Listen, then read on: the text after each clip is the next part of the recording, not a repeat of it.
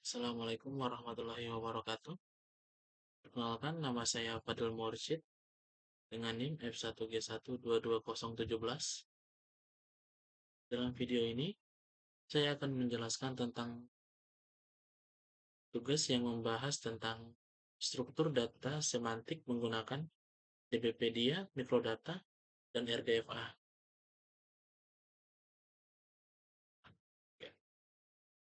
Di soal pertama, kita diminta mengakses URL dari DBpedia, yaitu DBpedia Resource.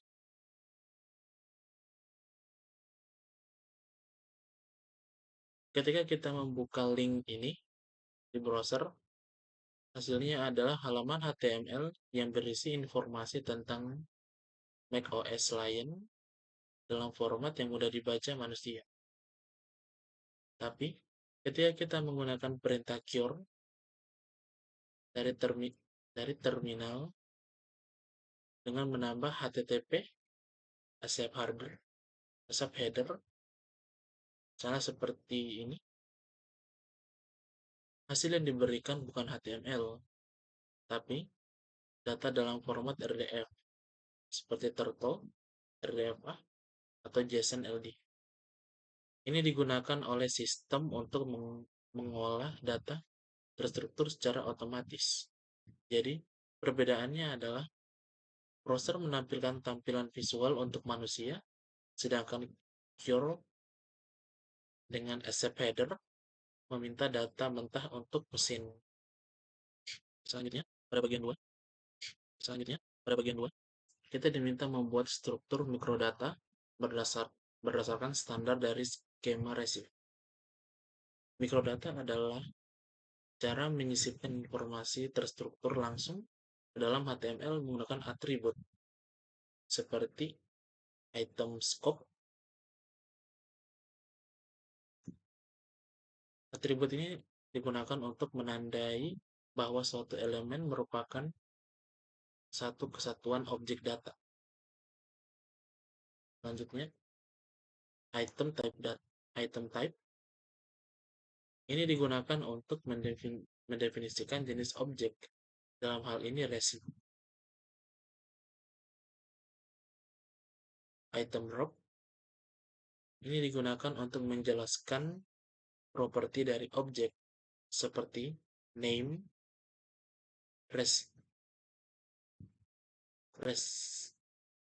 receive ingredient, dan receive instruction.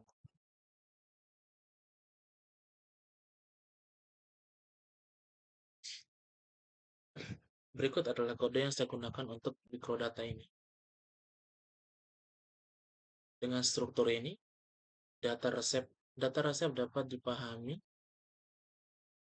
tidak hanya oleh manusia, tapi juga oleh mesin pencari seperti Google, sehingga dapat muncul dalam bentuk rich snipe.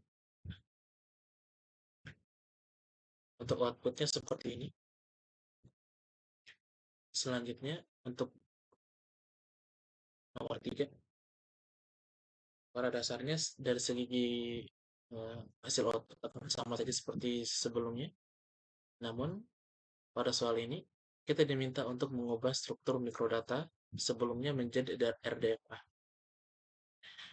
RDFA atau RDF in attribute adalah cara lain untuk menyisipkan metadata ke dalam HTML yang menggunakan atribut seperti vocab.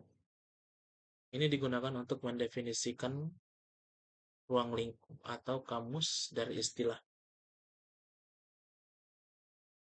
Type of ini digunakan untuk menyatakan tipe dari entitas data. Property ini digunakan untuk mendeskripsikan masing-masing atribut atau informasi. Berikut adalah codingan yang saya gunakan untuk RDFA. Namun pada dasarnya sama seperti mikrodata yang tadi. Secara fungsi, RDFA lebih fleksibel karena mendukung penggunaan skema lain. dan bisa diintegrasikan dengan linked data.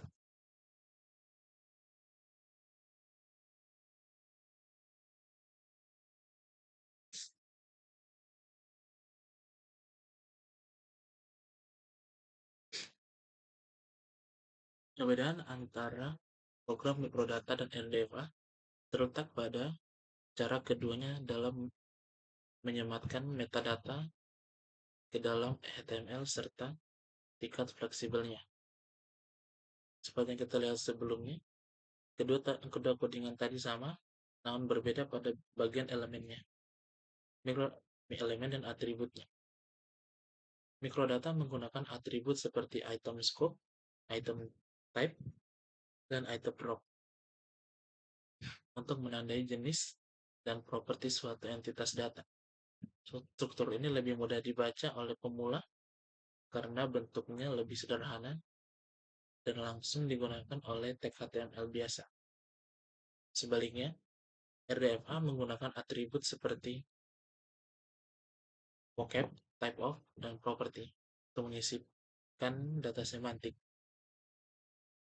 RDFA lebih fleksibel karena mendukung integrasi dengan berbagai kamus semantik dan mendukung penggunaan linked data yang umum pada sistem web semantik berskala besar seperti Wikipedia dan Wikidata.